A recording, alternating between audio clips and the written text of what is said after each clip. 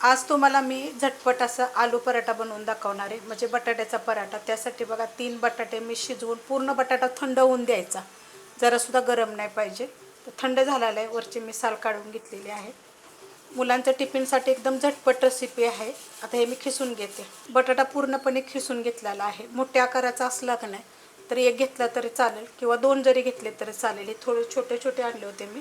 एक चीज टाकणार आहे। आता ह्यातलं कसं आहे माहिती आहे का, एखादी गोष्ट जर तुम्हाला आवडत नाही ना तर स्किप करायची। नुसता बटाट्याचा पराठा पण मी अपलोड केलेला आहे, त्याच्यामध्ये वेगवेगळ्या पण गोष्टी मी घालून तसं पण अपलोड केलेलं आहे। मुलांना काय तर थोडंसं वेगळं टिफिनला दिलं का नाही की त्यांना पण चांगलं वाटतं, तर त्यासाठी करू शकता अशा पद्धतीनं। हे मी जरा थोडं खिसून टाकते।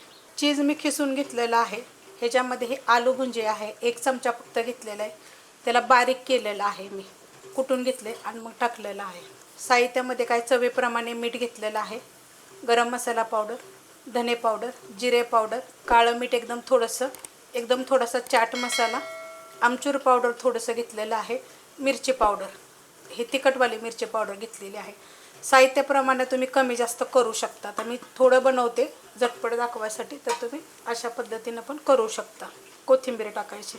पराठ्यांचं तर आपल्या चॅनलवर खूप रेसिपी मी अपलोड केलेल्या आहेत, वेगवेगळ्या पराठे, थालीपीठ। आता हे चांगलं मिक्स करून घेते। मस्त असं बघा एकजीव करून घेतलेलं आहे, चांगलं मिक्स केलेलं आहे। त्यासाठी कधी पण पराठ्यासाठी ना बटाटा गरम नसावा, थंड असावा, म्हणजे तुम्हाला लाटताना सुद्धा व्यवस्थित लाटा येतं। आणि किती छान झाले बघा। अशा पद्धतीत बनवाय घेऊया आपण। गव्हाचं पीठ बघा, हे मी मळून घेतलेलं आहे। तुम्हाला हवं असेल तर ह्याच्यामध्ये थोडंसं गव्हाचं पीठ आणि ह्याच्यामध्ये 1 चमचा चण्याच्या डाळीचं पीठ, म्हणजे 2 वाट्या जर तुम्ही गव्हाचं पीठ घेतलं का नाही तर 1 चमचा ते 1.5 चमचा तुम्ही चण्याच्या डाळीचं पीठ घेऊ शकता। 1 चमचाभर तुम्ही मैदा पण वापरू शकता। हे फक्त मी गव्हाचं पीठ घेतलेलं आहे। छोटाच गोळा घेतलेला आहे, वाटीसारखं करून घेऊया। खूप रेसिपीमध्ये मी दाखवलेलं आहे पराठ्यांच्या की पीठ कसं मळायचं वगैरे।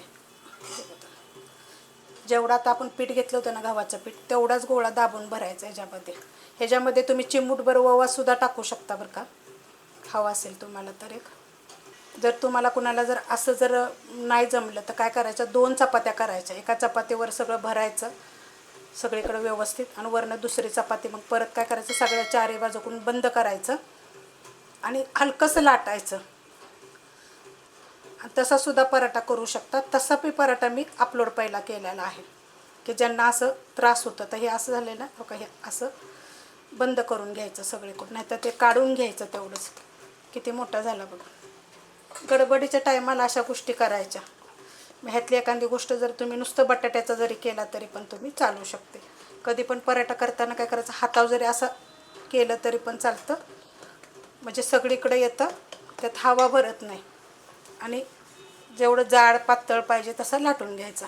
मस्त असं बघा लाटून घेतलेलं आहे। जास्त जाड पण नाही आणि जास्त पातळ पण नाही, अजूनसुद्धा पातळ होऊ शकतो, पण पराठा म्हटलं की असाच पाहिजे। सगळ्या साईडून असं सगळं झालं आहे बघा, सगळीकडून आलेला आहे। तवा ठेवलेला आहे गरम करून, थोडंसं तेल टाकायचं। तेल, तूप, बटर काहीसुद्धा वापरू शकता तुम्ही, जे आवडेल ते। अशा पद्धतीने गॅस आहे मिडियमच। मस्त असा खरपूस भाजून घ्यायचा। पलटी करून घेऊया। बघा किती मस्त असं भाजलं गेलेलं आहे।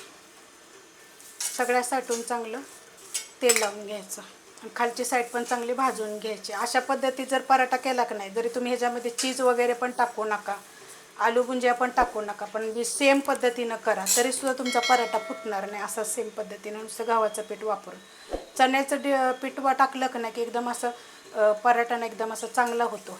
तसा पण तुम्ही करून बघा, तशा पण रेसिपी अपलोड केलेल्या आहेत। पलटी करतं, खालची साईड पण बघा किती मस्त भाजली गेलेली आहे, एकसारखा सगळीकडून। बघा कसा फुगतोय मस्त।